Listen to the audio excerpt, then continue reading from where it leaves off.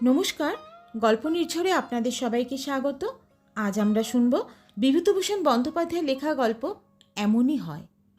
এই গল্পে এক ধনী ও প্রতিপত্তিশীল পরিবারের জীবনের করুণ পরিবর্তন তুলে ধরা হয়েছে।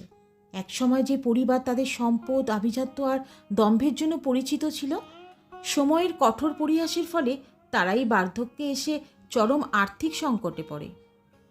সুখ স্বাচ্ছন্দ্যে ভরা অতীত আর দুর্দশায় ভরা বর্তমানের এই তীব্র বৈপরীত্যের মাধ্যমে গল্পটি দেখায় ভাগ্য কতটা নির্মমভাবে মানুষের জীবনকে বদলে দিতে পারে।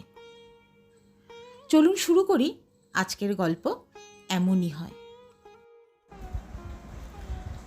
আমার ছেলেবেলায় কামার বাড়ি বলতে আমাদের গায়ে সাতু কর্মকারের বড় কোঠা বাড়িটা বোঝাতো। অন্য যেসব কর্মকার ছিল আমাদের গ্রামে, তাদের অবস্থা ছিল গায়ের আর 5 জনেরই মতো, কিন্তু ওদের ঘোড়ার গাড়ির কারখানা ছিল, কলকাতায় বাড়ি ছিল। আমাদের গরিব গায়ের লোকের পক্ষে স্বপ্ন। ওদের বাড়িটা বছরের মধ্যে অধিকাংশ সময় চাবি বন্ধ থাকত। 1-2 মাসের জন্যে সাতকড়ি কর্মকার স্টেশন থেকে ঘোড়ার গাড়ি করে বাড়ি আসতো। এই বাড়ি আসার কথাটা একটু বুঝিয়ে বলি। সাতকড়ি ও নিবারণ 2 ভাই। তারা বছরের মধ্যে 11 মাস কলকাতায় থাকে, বাধ্য হয়ে থাকতে হয় ব্যবসার খাতিরে। কিন্তু তারা যে এ গায়ে নাম করা রাজবাড়ি অনেক লোকের চেয়েই বড়, সব বিষয়েই বড় লোক, এটা না দেখাতে পারলে গ্রামের লোকে বুঝবে কেন? কিন্তু তার অবসর মেলে না, মেলে বছরের মধ্যে মাত্র 1টি মাস। সুতরাং এই 1 মাসের মধ্যে চালে চলনে, পোশাকে পরিচ্ছদে, আচারে ব্যবহারে গ্রামের লোককে আঙুল দিয়ে দেখিয়ে দেওয়াই চাই যে ওরা বড় লোক। কলকাতায় তাদের কি আছে না আছে গ্রামের লোক দেখতে যাচ্ছে না। ওরা বেশ তৈরি হয়ে আসতো বড় মানুষই দেখাবার জন্যে। যা দেখাবার এই 1 মাসের মধ্যেই দেখিয়ে যেতে হবে।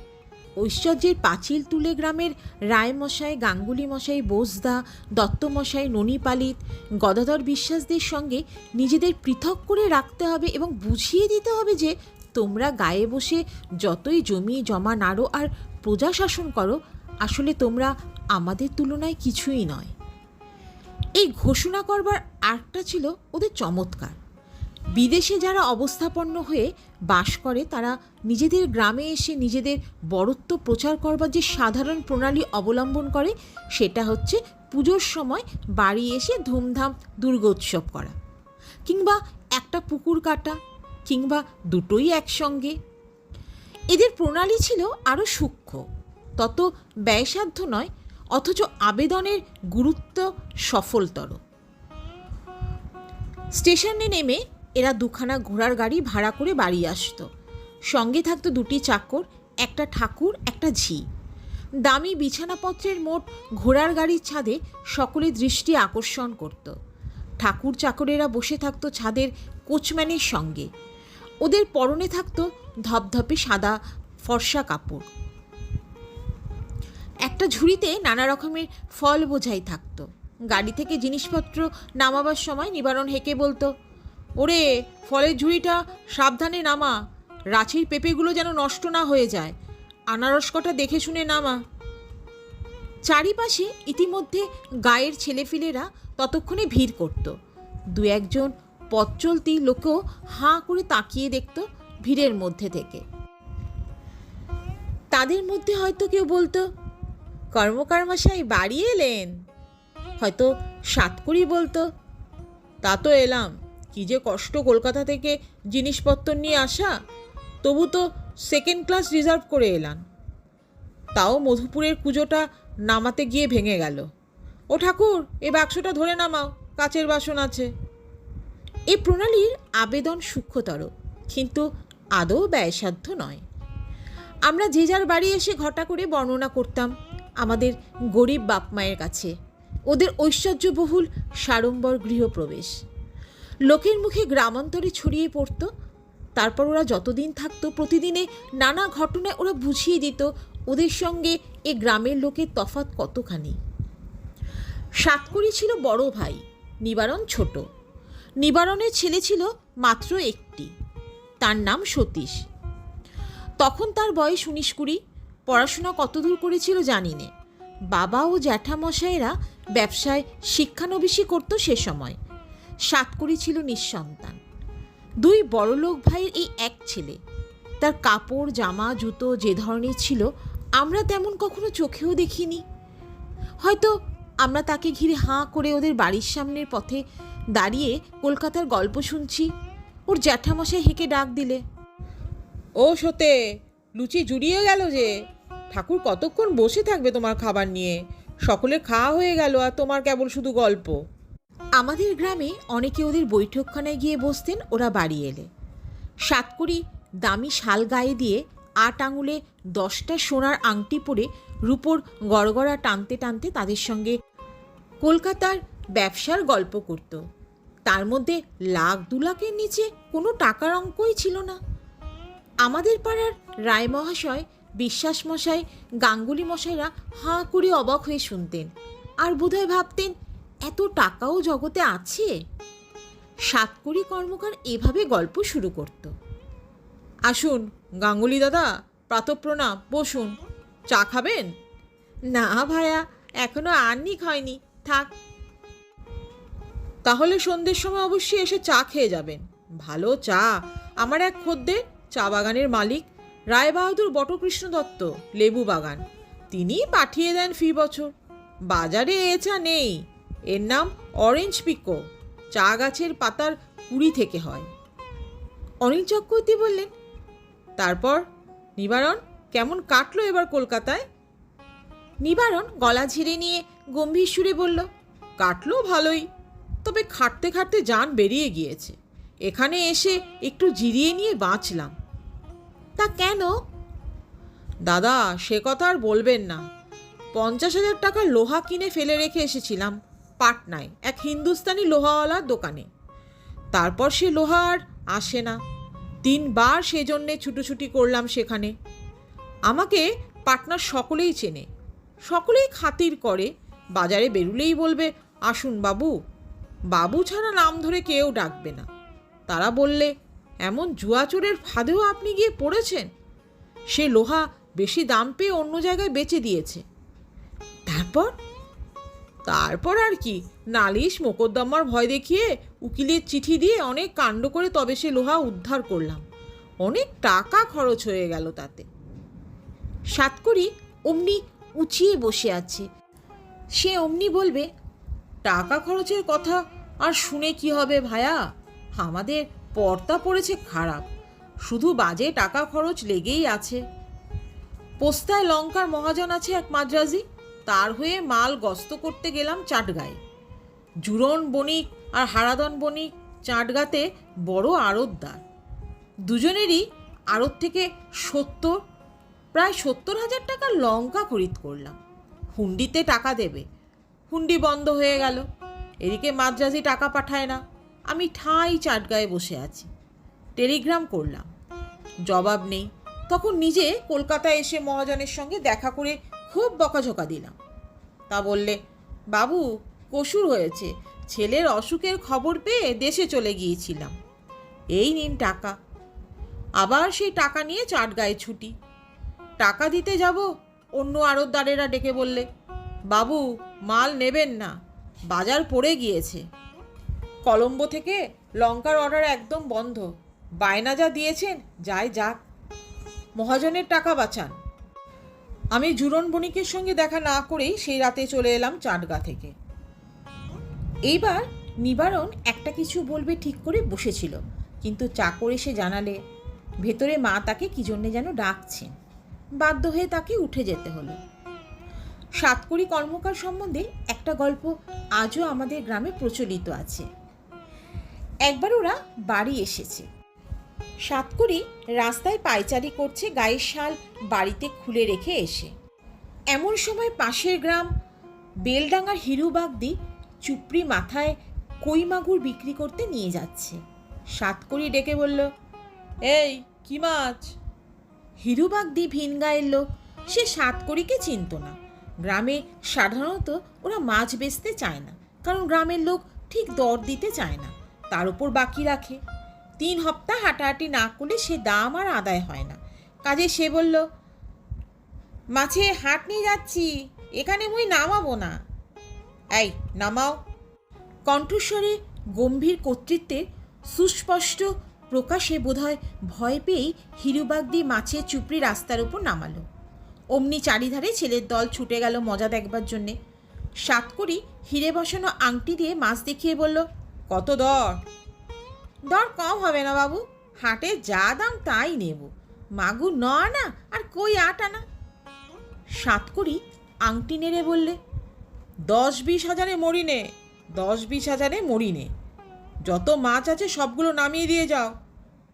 হিরুবাগদি এতক্ষণে মানুষ চেনেনি। সামান্য 1 আচ্ছের মাছ কিনতে গিয়ে 10-20 হাজারের কথা বলে এমন লোকও সে কখনো দেখেনি। মাছ নামিয়ে দিয়ে সে তখন পালাবার পথ খুঁজে পায় না।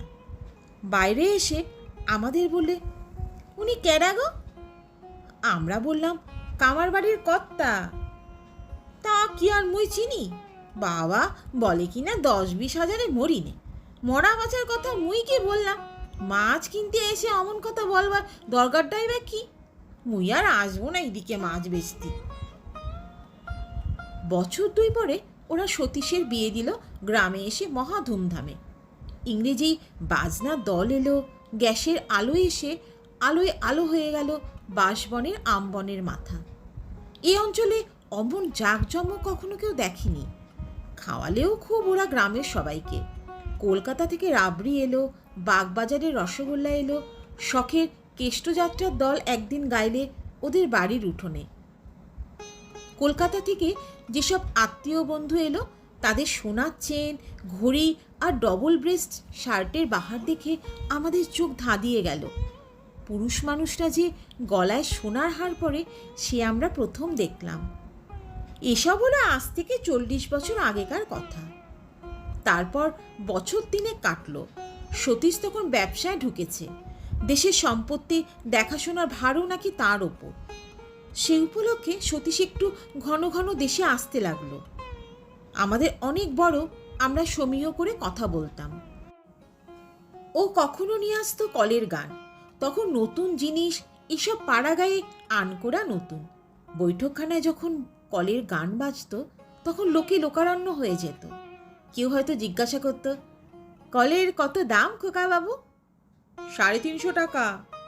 সতীশ সংক্ষেপে উত্তর দিয়ে আরেকখানা রেকর্ড তুলে দিত কলে। নরম বুরুজ দিয়ে আগে রেকর্ডখানা যত্ন করে মুছত। আমাদের বলতো, কাছে এসে ভিড় করো না, দামি জিনিস ওসব, একখানা ভেঙে গেলে 5.5 টাকার ঘাড়ে জল। আমরা সভয়ে সরে যেতাম।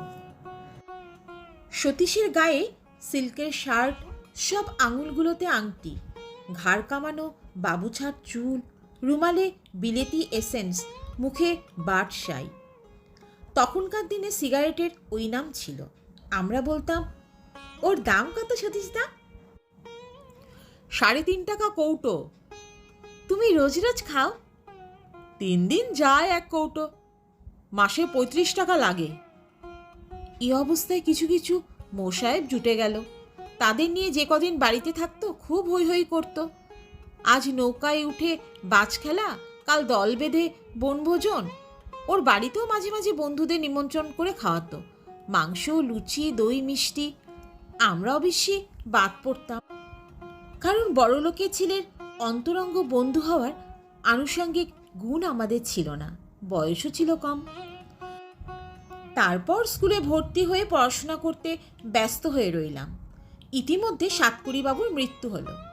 গায়ে ধুমধাম করে তার শ্রাদ্ধ করল নিবারণ এসে। ইউরোপের প্রথম মহাযুদ্ধ উপলক্ষে ওদের ব্যবসা নাকি খুব ভালো চলছে। বেশ মোটা টাকা লাভ হচ্ছে লোহার বাজারে। তখন স্কুলে ওপর ক্লাসে পড়ি, মনে তত সংকোচ নেই। একদিন নিবারণ কর্মকারের কাছে গিয়ে বসলাম।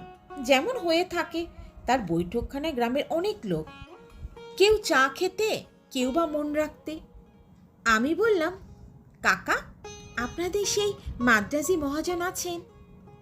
তিনি নেই, তার ছেলে এখন ব্যবসা দেখে। এই তো সেদিন বিয়ে হলো, 1.5 লক্ষ টাকা খরচ করে। 1.5 লক্ষ? সে কি আর এমন বেশি টাকা? নাম কি মহাজনের? কর্তার নাম KB রামনাথন চেট্টি। সেই নামেই ফার্ম, মস্ত বড় কারবার। ঝাল, হলুদ, তেঁতুল, চাল এইসব চালান দেয়। বম্বে, কলম্বো, রেঙ্গুন আর সিঙ্গাপুরে ওদের ব্রাঞ্চ। আমি তো বড় ব্রোকার ওদের ফার্মের। এবছর 50,000 টাকার ঝাল কিনলাম পূর্ববঙ্গের মোকাম থেকে।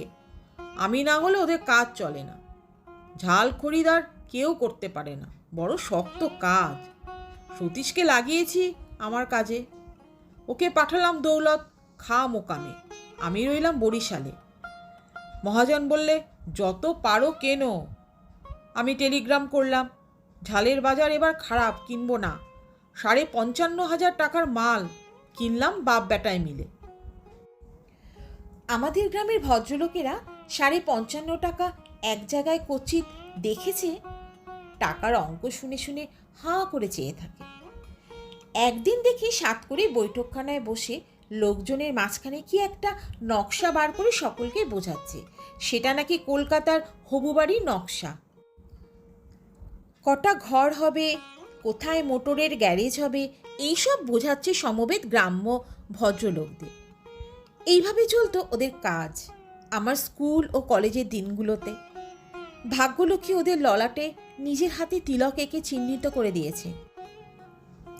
নিজে শাঁখ বাজিয়ে টাকার থলি তুলে দিয়েছেন ওদের কলকাতার বাড়ির দামি লোহার সিন্দুকে। এরপর অনেক দিন কেটে গেল। বিদেশে বেরিয়েছি চাকরি করতে, গ্রামের সঙ্গে সম্বন্ধ কম। ওদের খবর তত কানে পৌঁছয় না। তবে এটুকু শুনেছি, সতীশের বাবা ঝালের ও লোহার কারবার ফেলে পরলোকে প্রস্থান করেছেন। সতীশই এখন কারবারের মালিক। একবার পুজোর সময় দেশে এসেছিলাম 7 দিনের জন্য। সতীশও সেবার এলো তার স্ত্রী পুত্র নিয়ে ঝকমকে এক নূতন মোটরে চড়ে কলকাতা থেকে। 6 দিন মাত্র রইল। দুজন কলকাতার বন্ধুও সঙ্গে এসেছে। খুব হৈ হৈ করলে। সন্ধ্যাবেলা ওদের বৈঠকখানায় গেলাম। গিয়ে দেখি বন্ধুদের নিয়ে সতীশ মদ খাচ্ছে। আমাকে দেখে বললে, আরে এসো এসো রামলাল, আজকাল কোথায় আছো? শিলিগুড়ি। ভালো আছো সতীশদা? এই চলে যাচ্ছে। গাড়ি নতুন কিনলে?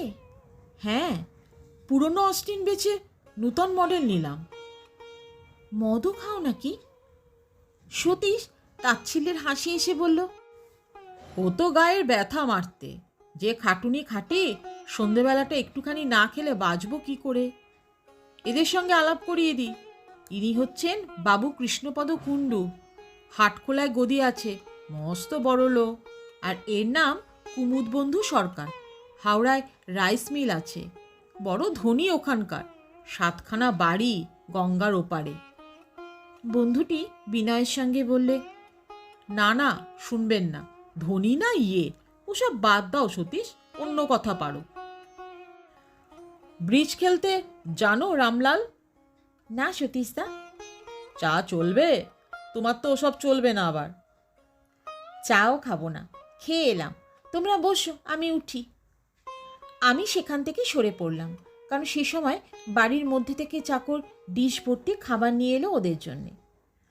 তার পরদিন দেখি সতীশ নদীতে নৌকো করে বন্ধুদের নিয়ে বন্দুক হাতে পাখি শিকারে বেরিয়েছে।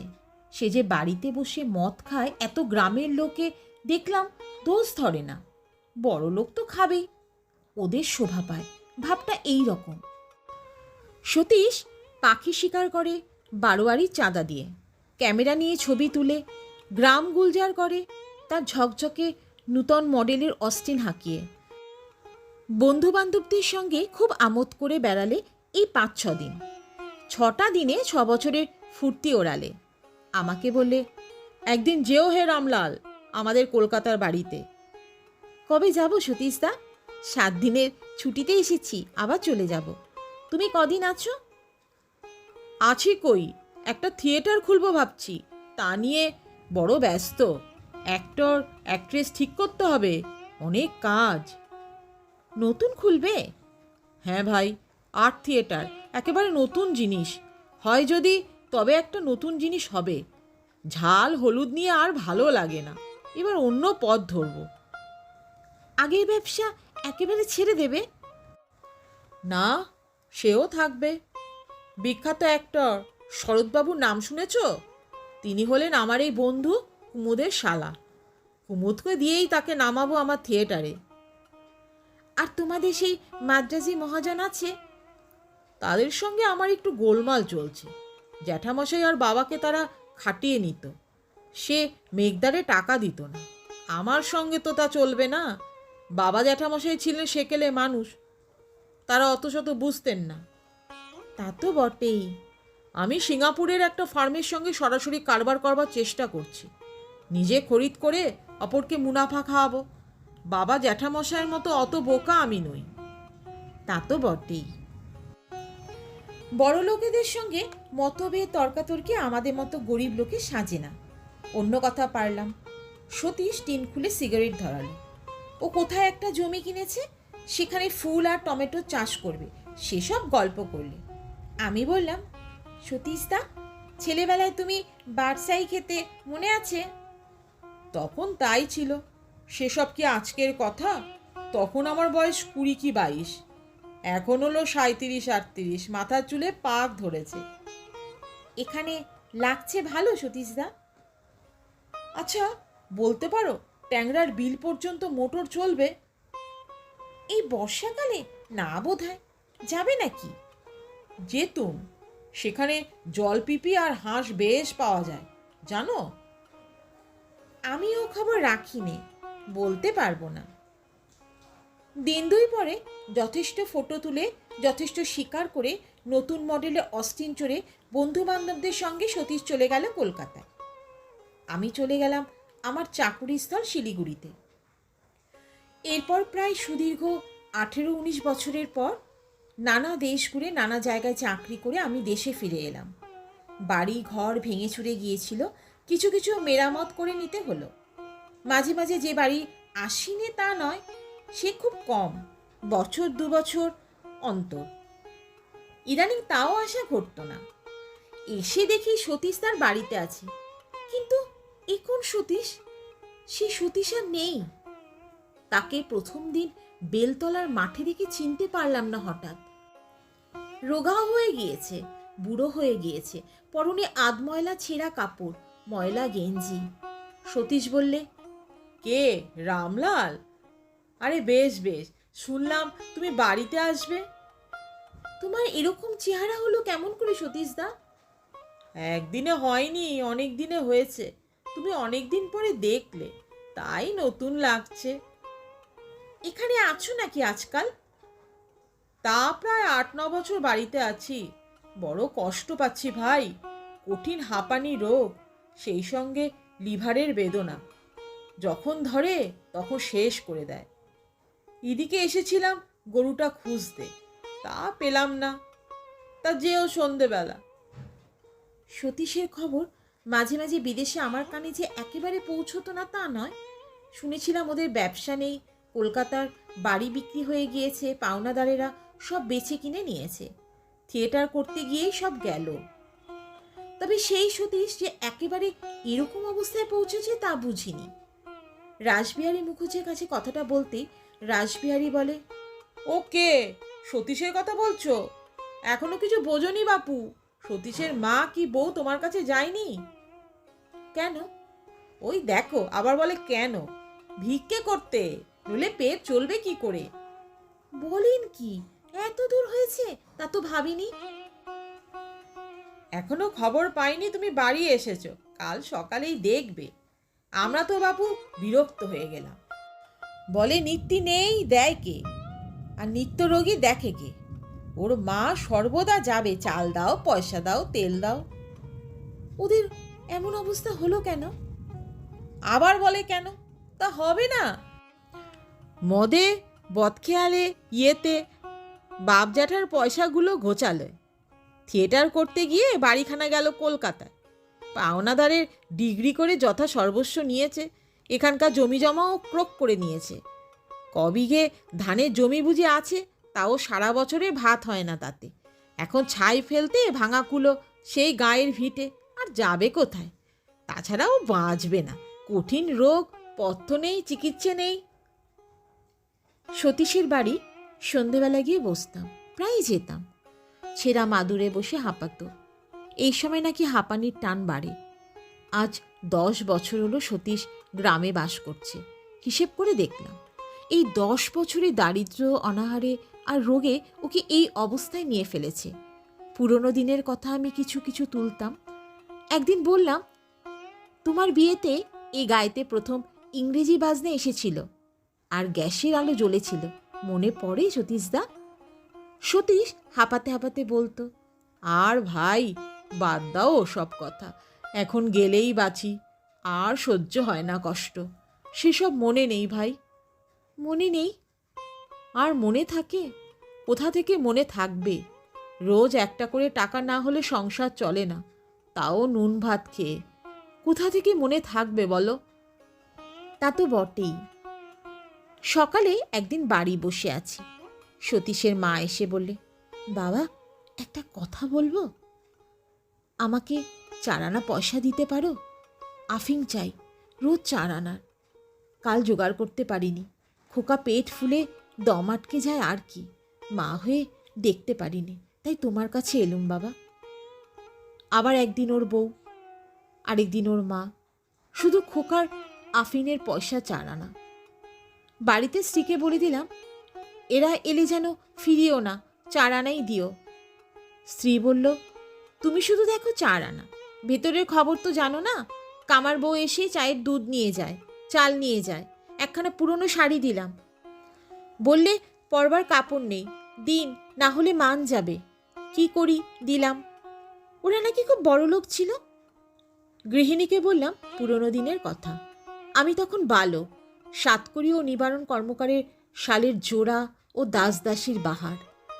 10-20 হাজারে মরত না নিবারণ কর্মকার। একদিন ওকে দেখতে গেলাম, তখন আমি বছরখানেক হলো দেশে এসেছি। সতীশ বললে, আর বাঁচব না, একটা জিনিস খেতে বড্ড ইচ্ছে, খাওয়াবে? কি সতীশদা? বড্ড ভালোবাসতুম মাংসের কাটলেট, কতদিন খাইনি। খাওয়াবো, তবে তোমার কিছু খারাপ হবে না তো? ও হেসে বলল, আর খারাপ আর ভালো? শোনো, বউটাকে একটু দেখো, বুঝলে? ভালো মানুষের মেয়ে, বড় খোয়ার করলাম, কষ্ট হয়। তুমি বরং। হাপের টানে ও আর বেশি কিছু বলতে পারলে না। আমি বাধা দিয়ে বললাম, ওসব কি কথা সতীশদা, কিছু ভয় নেই তোমার। কাটলেট খেয়ে খুব খুশি, বেশি খেতে পারলে না, 2-1খানা খেয়ে ও স্ত্রীকে দিয়ে দিলে। বলে, আহ, কতকাল খাইনি, আগে আগে। একটু ম্লান হাসি এসে চুপ করলে। সতীশ আরও 1 বছর ধুকতে ধুকতে টিকে গেল। হাঁপানিতে কষ্ট পায়, সহজে মরে না। ওর স্ত্রীও সেই বছরের মধ্যেই মারা গেল। গ্রামের লোক চাঁদা করে গঙ্গায় দিয়েছিল দুজনকেই। সতীশের মা কিন্তু আজও বেঁচে আছেন, কোনো অসুখ নেই, দিব্যি শরীর। মুখুজ্জে বাড়ির বাসন মেজে আর ছোট ছোট ছেলে মেয়েদের দেখে সেখানে দুবেলা খেতে পান। শুনলেন বিভূতিভূষণ বন্দ্যোপাধ্যায়ের লেখা গল্প এমনি হয়। গল্প নির্জনের সঙ্গে থাকার জন্য আপনাদের অনেক ধন্যবাদ। আবার ফিরে আসবো এক নতুন গল্পের সঙ্গে। সবাই ভালো থাকুন, সুস্থ থাকুন।